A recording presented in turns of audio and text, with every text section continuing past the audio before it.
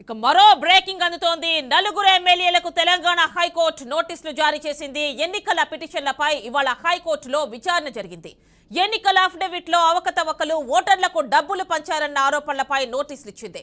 నోటీసులు అందుకున్న వారిలో బీఆర్ఎస్ ఎమ్మెల్యేలు కోవా లక్ష్మి, మాగంటి గోపీనాథ్, ఇటీవల బీఆర్ఎస్ నుంచి కాంగ్రెస్ లో చేరిన దానం నాగేందర్లతో పాటు సిపిఐ కొత్తగూడెం ఎమ్మెల్యే కూనంనేని సాంబశివరావు ఉన్నారు.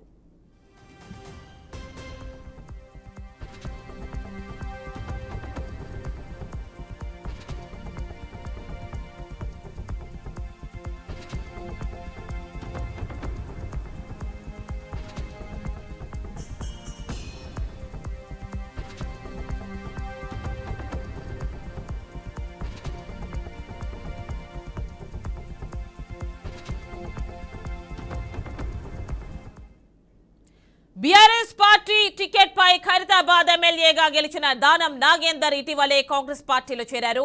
అసెంబ్లీ ఎన్నికల్లో బీఆర్ఎస్ ఆశించిన ఫలితాలు రాకపోవడం కాంగ్రెస్ ప్రభుత్వాన్ని ఏర్పాటు చేయడం జరిగింది. దాంతో దానం నాగేందర్ కాంగ్రెస్ ప్రభుత్వంలో చేరారు. దాంతో ఆయన పదవిపై అనర్హత వేటు వేయాలని బీఆర్ఎస్ నేతలు లోక్సభ స్పీకర్ కు వినతి పత్రం ఇచ్చారు.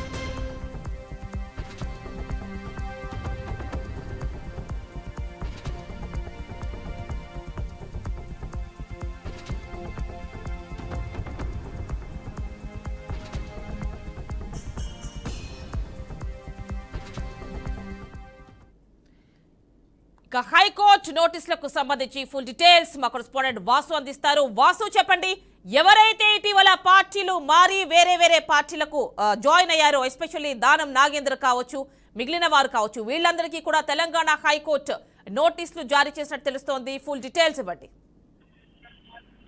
యామిని, ప్రధానంగా ఎమ్మెల్యేల మీద హైకోర్టులో గత అసెంబ్లీ ఎన్నికల ఫలితాలు వచ్చిన తర్వాత ఎన్నికల సంబంధించి వాళ్ళ అఫిడవిట్ లో తప్పులు ఇచ్చారని సమాచారం ఇచ్చారని, అట్లాగే ఆస్తులకు సంబంధించి, కుటుంబ సభ్యులకు సంబంధించి, కేసుల వివరాలకు సంబంధించి తప్పుడు సమాచారం ఇచ్చారని చెప్పి చాలా మంది ఎమ్మెల్యేల మీద, వారి మీద పోటీ చేసి ఓడిపోయిన అభ్యర్థులు హైకోర్టులో పిటిషన్ దాఖలు చేశారు. వారిలో కొంతమందికి నోటీసులు కూడా వచ్చాయి. ప్రధానంగా వారిలో మనం పరిశీలిస్తే దానం నాగేందర్ కి నోటీసులు అందాయి. ఆయన మీద కాంగ్రెస్ పార్టీ తరఫున ఓడిపోయిన విజయారెడ్డి ఫలితాలు వచ్చిన తర్వాత ఆయన మీద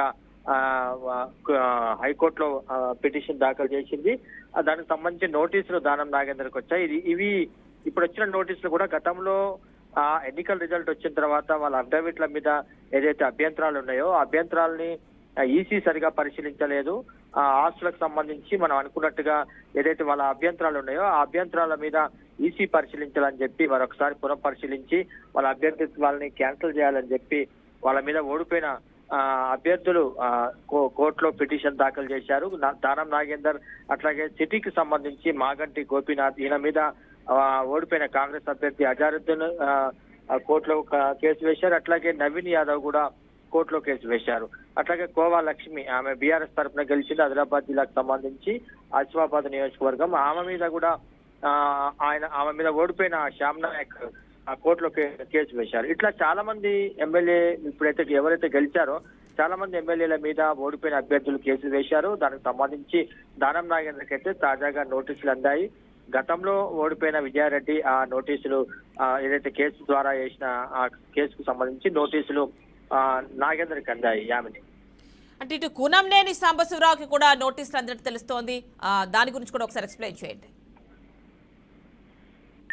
కూనంనేని సాంబశివరావు, అట్లాగే ఎన్ఎం శ్రీనివాసరెడ్డి, ఆయన కాంగ్రెస్ ఎమ్మెల్యే, అట్లాగే దేవరకద్ర ఎమ్మెల్యే మధుసూదన్ రెడ్డి, ఇప్పుడు మనం మాట్లాడుకున్న కోవా లక్ష్మి, వీళ్ళందరి మీద కూడా విజయుడు, ప్రధానంగా అలంపూర్ సంబంధించి విజయుడు బీఆర్ఎస్ నుంచి గెలిచారు. ఆయన మీద ఓడిపోయిన అభ్యర్థి బీఎస్పీ అభ్యర్థి, ఆయన ఫీల్డ్ అసిస్టెంట్ గా ఉన్నారు సెర్పులో.